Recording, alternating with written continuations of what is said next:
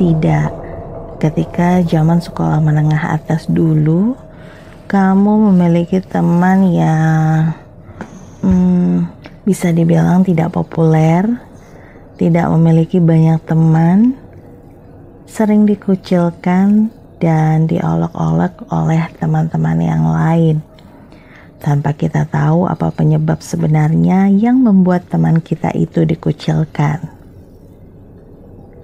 Maimunah namanya, seorang gadis cantik dan sederhana menurutku. Berperawakan mungil, sedikit pendek memang jika dibandingkan dengan tinggi badan anak-anak SMA pada umumnya. Maimunah memiliki kulit kuning langsat, lesung yang menghiasi pipi kanan dan kirinya yang sedikit cabi. Bibirnya merah dengan 2 gigi seperti gigi kelinci yang agak sedikit maju di bagian depan. Maimunah orang yang pendiam, pemurung, tak banyak bicara. Mungkin ada sesuatu yang dipikirkannya. Hanya kepadaku saja dia sesekali menyapa. Ia sangat jarang jajan di kantin sekolah. Hanya makan makanan bekal yang dibawanya dari rumah, sama sepertiku. Kalau kupikir-pikir, tak ada yang salah dari Maimunah. Tak ada yang jelek darinya. Ia anak yang baik walau tak terlalu pintar dan menonjol. Ia juga bukan anak yang suka berbuat onar yang sering keluar masuk kantor BP. Rambut Maimunah yang panjang sebatas pinggang berwarna pirang. Mungkin karena faktor genetik atau memang karena ia tak suka makan sayur-sayuran. Seperti itu pikiranku saat itu. Baju sekolah Maimunah putih, bersih, walau memang tak pernah mengenakan seragam baru di setiap tahun ajaran baru. Ia juga bersih, sering mandi, walau tidak harum dan mengenakan parfum seperti gadis-gadis populer di sekolah. Semakin dipikirkan, aku semakin tak paham mengapa Maimunah tidak memiliki banyak teman. Di kelas, aku adalah seorang sekretaris kelas.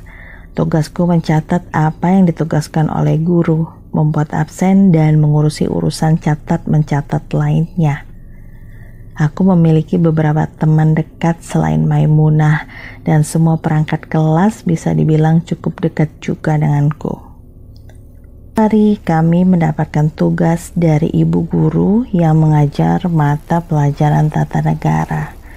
Kami diharuskan membuat resume dan membuat bagan-bagan yang disusun dalam sebuah clipping yang nanti akan dijilid. Tidak ada yang mau satu kelompok dengan Maimunah, tapi tentu saja aku sangat mau. Aku mengajak perangkat kelas lainnya untuk bergabung denganku, walau sebenarnya pada awalnya mereka enggan.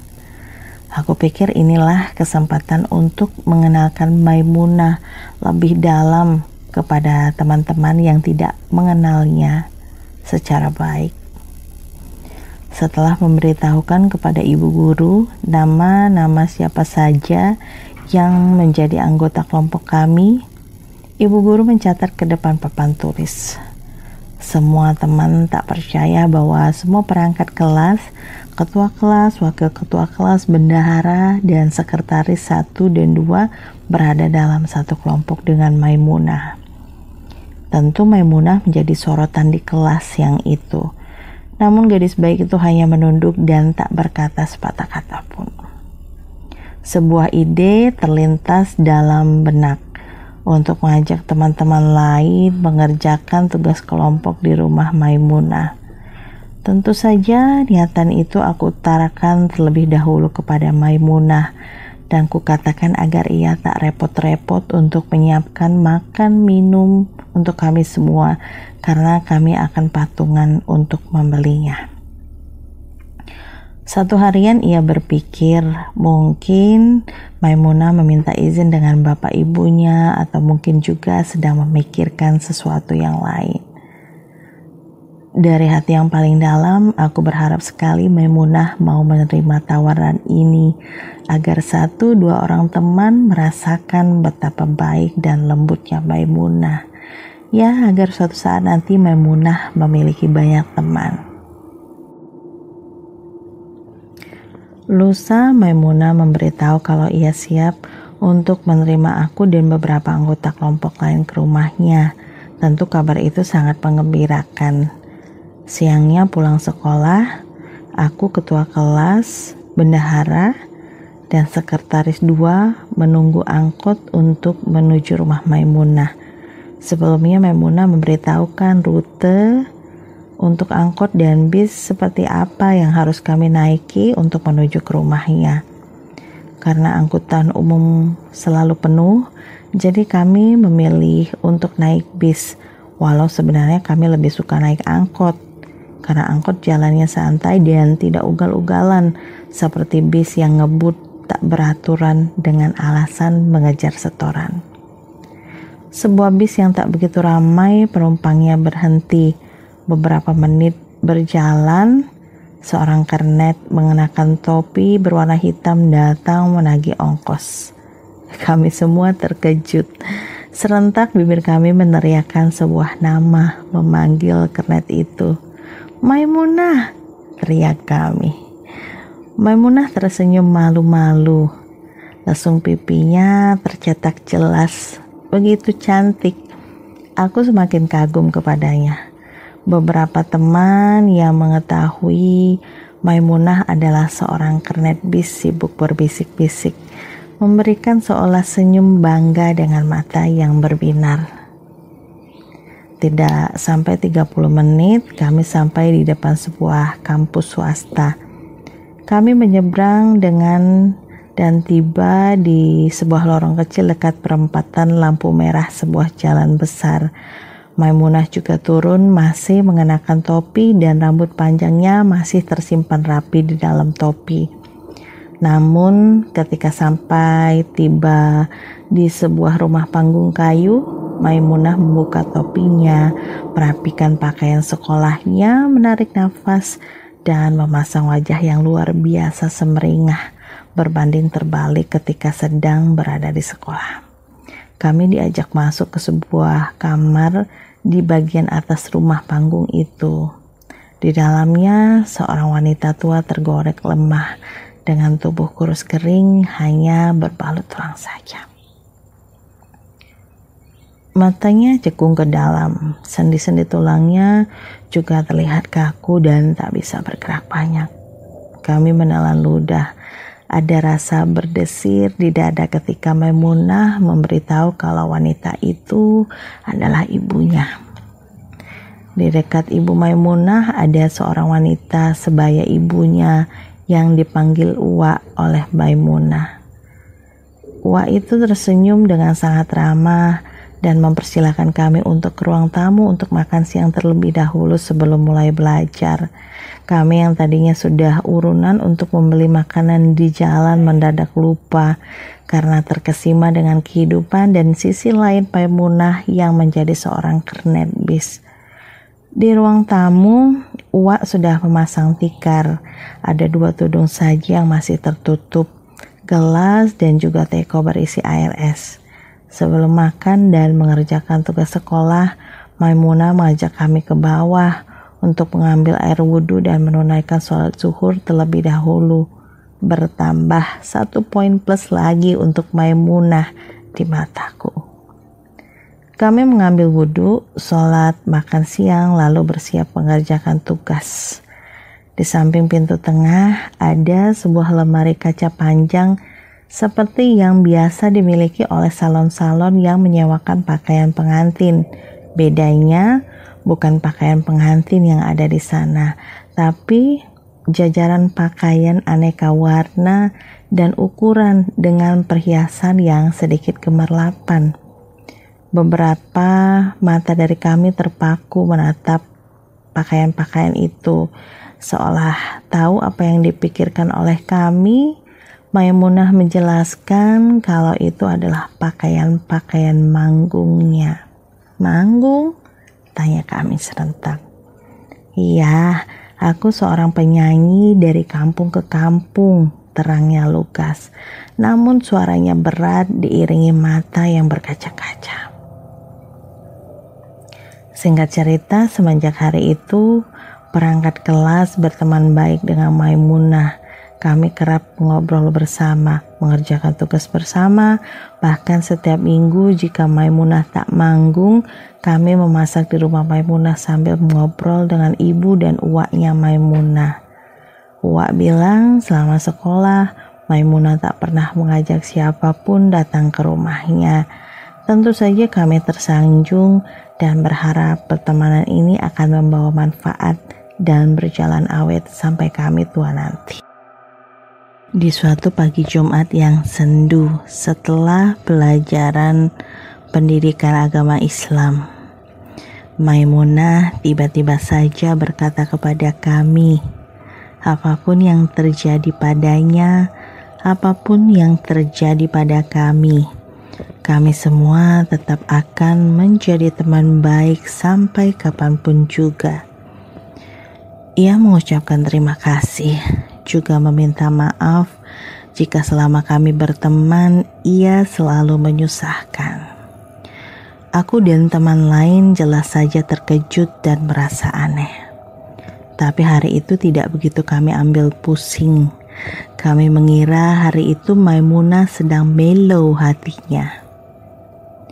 Pulang sekolah sebelum Maimunah menyeberang jalan, kami berlima yang sejak berteman dekat selalu pulang sekolah bersama-sama dipeluk oleh Maimunah satu persatu. Ia mengatakan bahwa sangat menyayangi kami berempat. Tetaplah berhati baik, pintanya saat itu. Maimunah juga meminta kami untuk sesekali menjenguk ibunya jika kami sempat. Kami merasakan ada sesuatu yang aneh pada hati kami. Merasakan sebuah perasaan yang tiba-tiba saja kosong di sudut hati. Maimunah menyeberang lalu melambaikan tangan dalam bis. Dari kaca besar kami sempat melihat senyumnya. Senyum terakhir. Ya, senyum terakhirnya. Hari Sabtu, Maimunah tidak sekolah. Jumatnya ia sudah meminta izin kepada guru wali kelas untuk tidak masuk karena ia akan menyanyi di sebuah kampung yang cukup jauh dari kota. Kami merasa rindu, bangkunya kosong. Ketua kelas bilang tak sabar menunggu hari Senin. Hari Maimunah akan kembali masuk sekolah. Kami tak sabar mendengarkan cerita dan pengalaman Maimunah yang pulang manggung. Senin pagi, ketika upacara selesai, semua murid masuk ke dalam kelas. Beberapa orang menyiapkan buku, beberapa lagi mengipas-ngipas wajah dengan topi, dan beberapa lainnya sedang mengobrol. Semua kegiatan terhenti ketika Bapak Kepala Sekolah meniup mikrofon, tanda jika beliau sedang akan memberikan sebuah pengumuman. Tapi kami terkejut ketika pengumuman diawali oleh kalimat innalillahi wa inna ilaihi raji'un, telah meninggal dunia. Lututku rasanya lemas ketika nama Maimunah disebut. Rasanya tak percaya. Kepala sekolah sampai mengulang pengumuman 3 kali.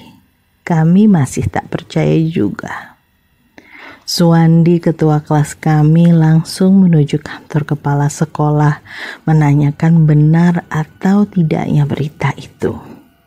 Dan ternyata berita itu memang benar adanya. Aku rasanya ingin menjerit, berteriak, tapi perangkat kelas memelukku erat, mengajakku untuk beristighfar berulang kali.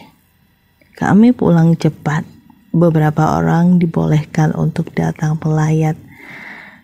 Setelah sampai di sana, kami hanya boleh duduk di bawah tenda yang bisa dibilang cukup jauh dari rumah Maimunah, karena katanya rumah itu hanya boleh dikunjungi dan dilihat oleh keluarga yang paling dekat saja.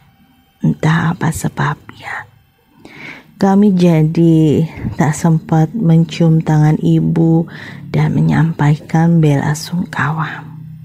Tapi pikirku tak apa, aku dan teman-teman lain masih bisa datang lain waktu. Malam takziahan pertama, aku tak bisa datang ke rumah Maimunah. Bisa dibilang karena rumahku cukup jauh. Aku juga tidak memiliki motor untuk ke rumahnya. Di rumah, aku hanya berdua saja dengan Mbah Putri. Ketika aku sedang mengerjakan tugas di kamar, sangat terasa ketika kelebatan-kelebatan bayangan tertangkap mata. Aku merasa sedikit takut. Jam 2 malam aku terbangun. Ada yang mengetuk-ngetuk jendela kamarku dan aroma wewangian melati datang menyapa. Benar-benar menusuk hidup. Aku masih mencoba untuk tidur, tapi sebuah mimpi datang. Aku mimpi bertemu Maimunah yang berteriak minta tolong. Ia berlarian ke sana kemari dengan pakaian manggungnya, namun terlihat robek di beberapa sisi. Maimunah berlari, menangis, berteriak minta tolong. Di belakangnya beberapa pria mengejar dengan wajah hitam yang beringasan. Entah mereka itu siapa. Di dalam mimpi itu, aku tak bisa membantu apa-apa. Hanya bisa menonton Maimunah yang berlarian hingga akhirnya terjatuh ke dalam sesuatu tempat yang gelap. Akhirnya teriakan minta tolongnya tak lagi terdengar.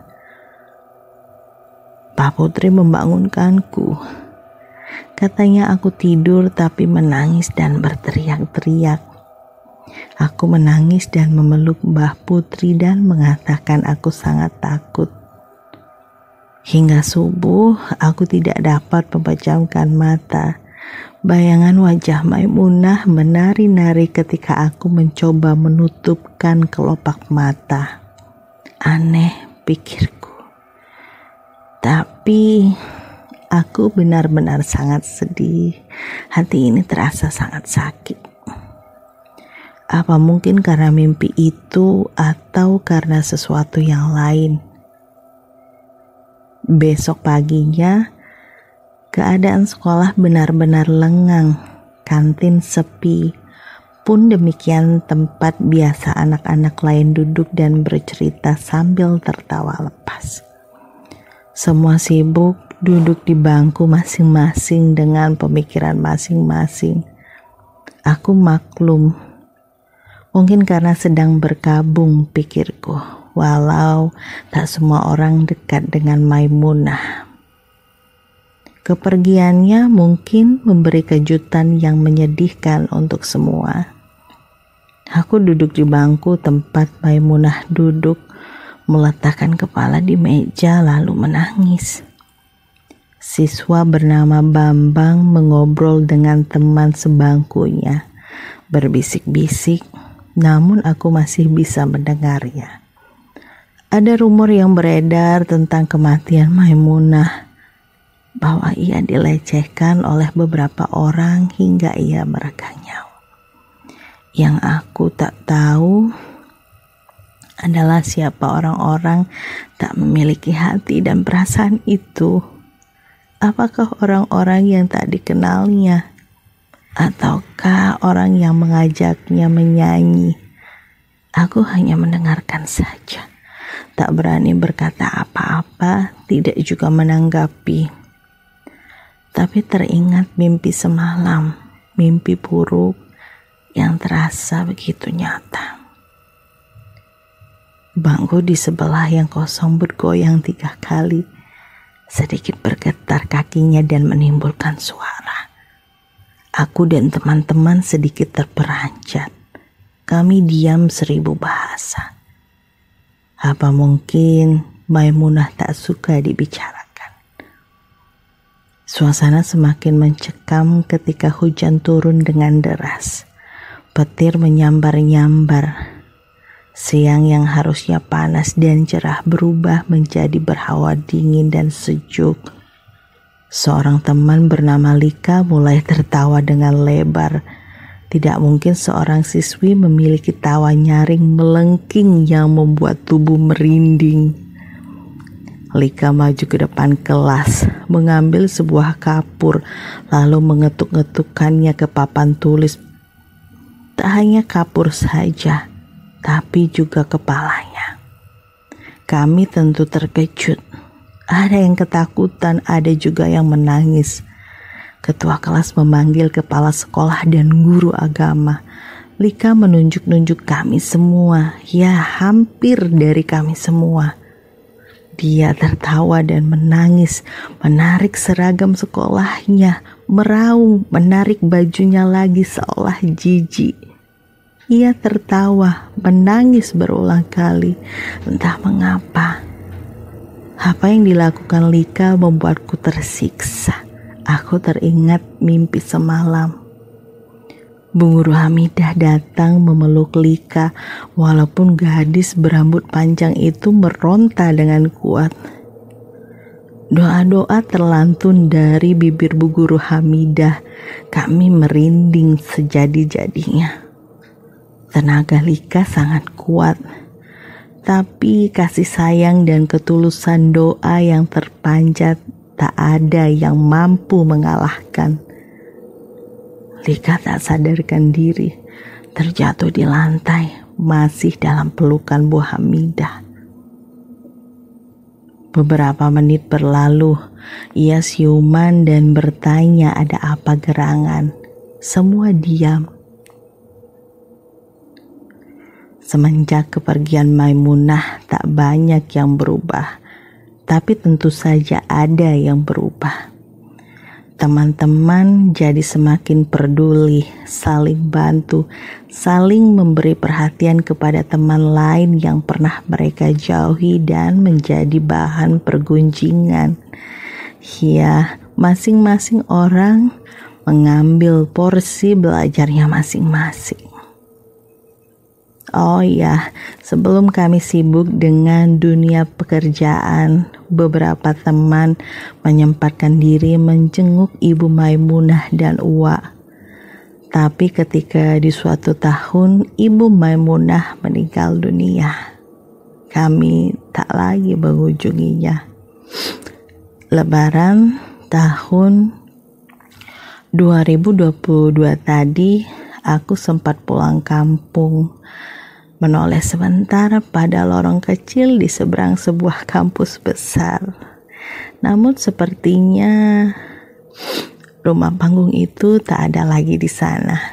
Mungkin karena lahannya dijadikan perluasan untuk jembatan dan lampu merah yang baru saja dibangun. Selamat jalan Maimunah dan Ibu. Semoga diberi tempat terindah.